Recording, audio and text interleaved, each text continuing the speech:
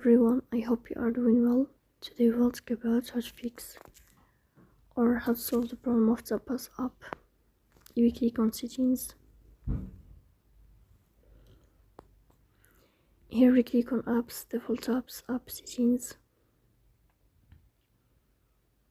Then we'll search about the application of Tapas and you will enter here.